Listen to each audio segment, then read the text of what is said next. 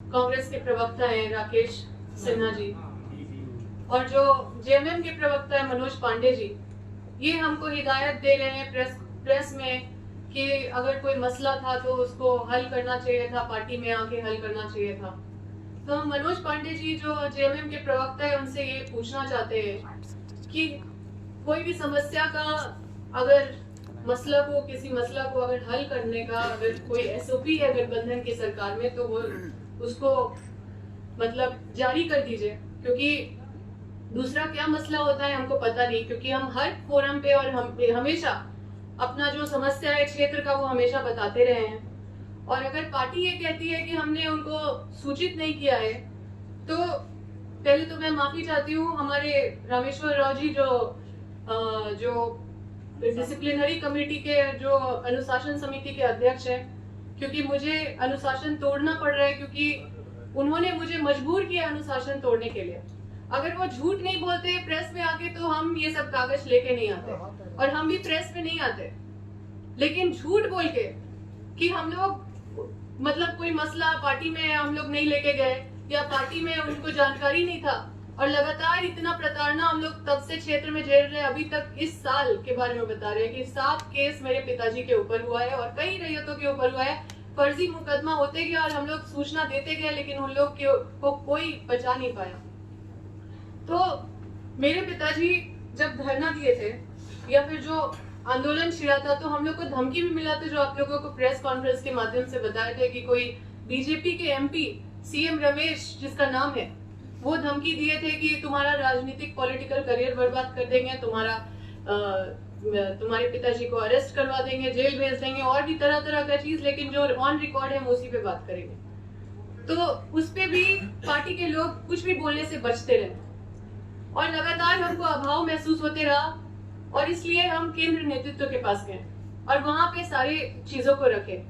तो क्या इनको इस बात का दिक्कत हो रहा है कि हम सीधा डायरेक्ट केंद्र नेतृत्व के पास चले गए? अच्छा, ये बोलते हैं कि लोकप्रिय मुख्यमंत्री जी के बारे में टिप्पणी कर दिए, मतलब इनको और कुछ नहीं दिख रहा है कि हमारे साथ अन्याय हो रहा है इतना समय से, और किस तरह से मेरी माँ पूर्व विधायक निर्मला देवी जी को नंगे पांव और 90 में फोन छीन करके उनको थाना भेज दिया गया और पूरे उसी तरह से सामान के ऊपर बुलडोजर चला दिया गया। नाश्ता तक नहीं करने दिया गया। 11-12 बजे वो नाश्ता बना के नाश्ता करने ही जा रही थी, उसी समय ये सारा प्रकरण किया गया। 1 बजे जब तक हम पहुंचे थे तब तक पूरा घर ढा दिया गया था। उस दिन मेरे पिताजी दिल्ली में थे और ये सारा कार्रवाई सोचिए कि इतना सारा पुलिस तैनात करके 2000 पुलिस तैनात करके वहां पे दे दिया गया। क्या माननीय मुख्यमंत्री जी मेरा सूद लिए कि क्या दिक्कत है? ये सब कार्रवाई करने से पहले पार्टी ने कुछ सूद लिया? अगर हमने नहीं बताया तो ये क्या है फिर, जिसमें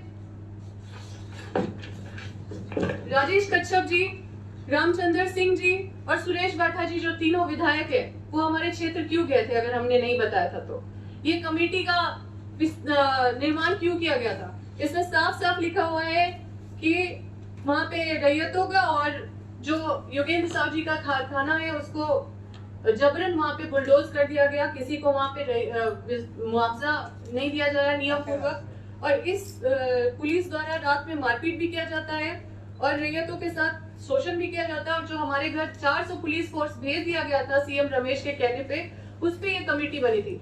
अब उस पे ये कमेटी बनी तो रिपोर्ट क्या हुई? ये क्या अनुशासन समिति ने सूद लिया? क्या अनुशासन समिति एक पक्षीय कार्रवाई के लिए बस है?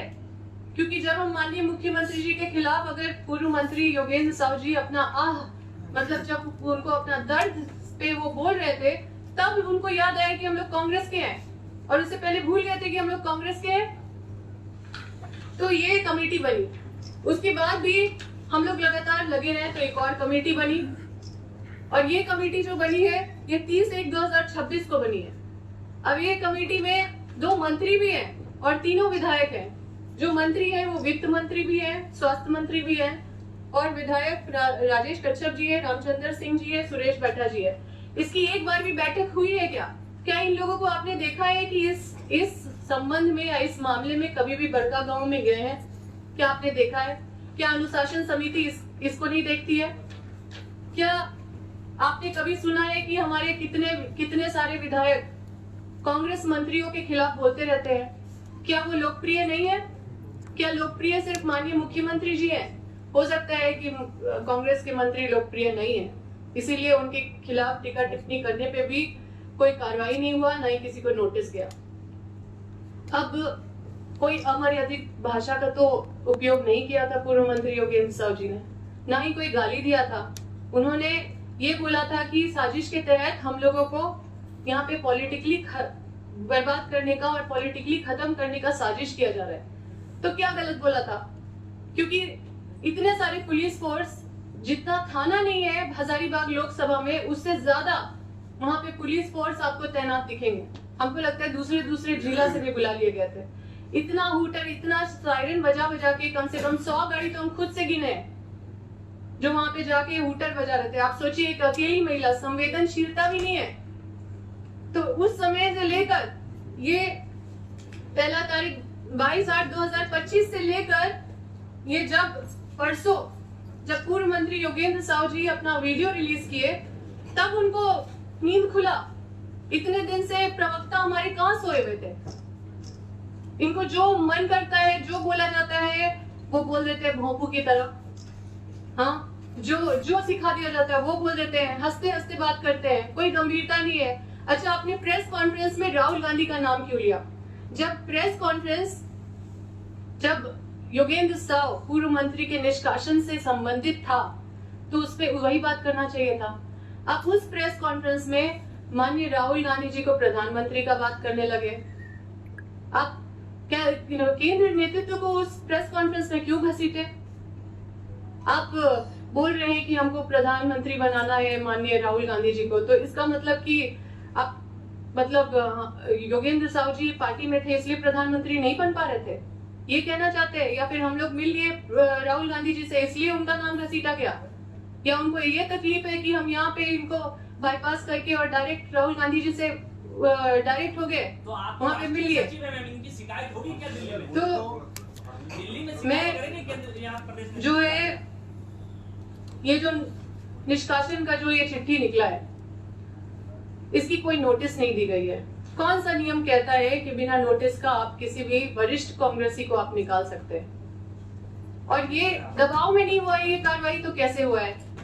क्योंकि ये खुद बोल रहे हैं प्रेस कॉन्फ्रेंस में कि दबाव से हमने नहीं किया। इनको खुद बोलना पड़ रहा है, क्यों बोलने का जरूरत पड़ रहा है? ये साफ साफ दिखाता है कि दबाव में किया गया है। मैडम, पूर्व मंत्री जी की एक दिन गिरफ्तारी हुई थी, उसको लेकर भी कांग्रेस ऑफिस ने प्रेस कॉन्फ्रेंस की थी और तत्काल उन्हें रिलीज करने का ऑर्डर मिला।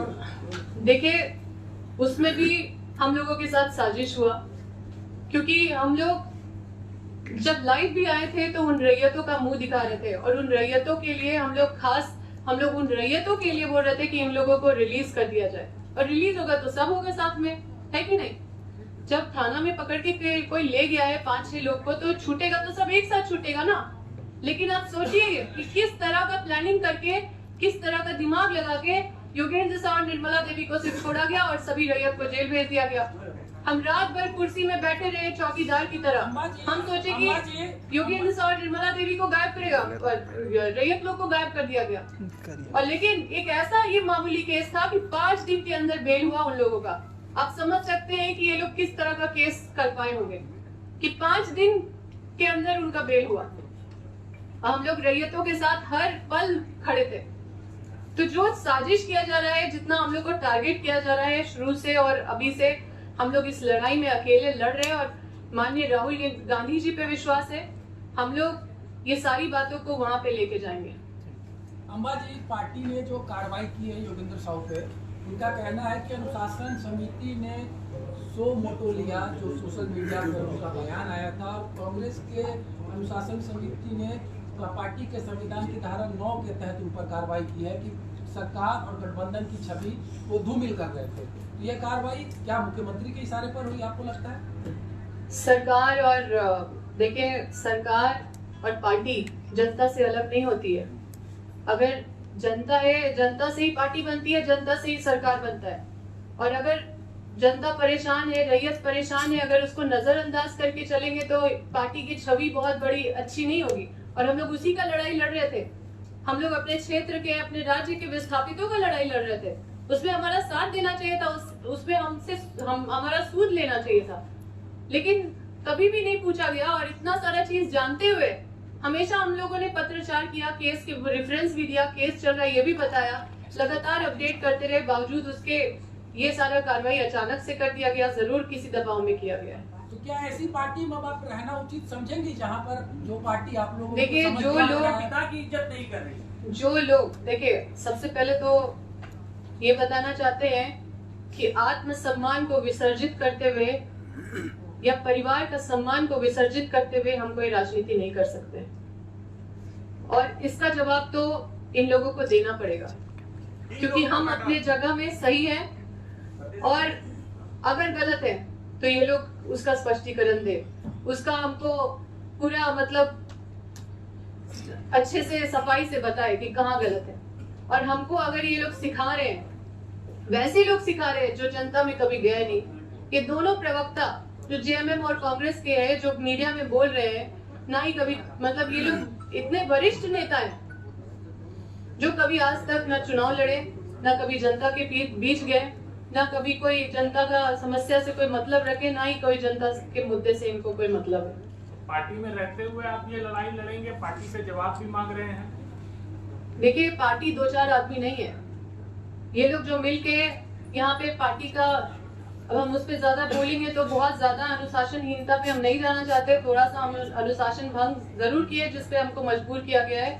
बाकी आप लोगों के बीच में इस विषय पे फिर से आएंगे, लेकिन कुछ मामलों को हम पार्टी के स्तर तक ही रखना चाहते तो हैं। ये तो प्रभारी का भी आदेश होगा कि अच्छा, पूरे अम्बा जी, इस पूरे प्रकरण में आपके जो स्टेट इंचार्ज हैं के राजू, उनकी भूमिका को आप किस तरीके से देखते हैं? उन्होंने आपको सुना, गंभीरता? देखिए, हम तो अभी किसी से बात नहीं कर रहे हैं, क्योंकि ये सारा चीज को पहले कार्रवाई से पहले तक आपने उन तक भी बात रखी होगी। हम बिल्कुल सारा बात किया। इनफैक्ट वो अपने मेल से सभी डीसी को, एसपी को, चीफ सेक्रेटरी को, डीआईजी, डीजीपी सबका मेल हमसे लिए कि किसको किसको मेल करना है, तो उन्होंने बोला कि हम सबको मेल करवा रहे हैं आपका केस का रेफरेंस देते हुए कि इस तरह का चीज हो रहा है, तो उस पर कार्रवाई नहीं हो करते हुए। और मेल गया भी है, मेल सभी को मेल भी गया है, और वो भी प्रभारी की तरफ से। कांग्रेस की रॉयल इंडिया में आपका स्वागत है, भारत के सबसे विश्वसनीय सोलर मोटर पंप और एमपीपीटी कंट्रोलर निर्माता।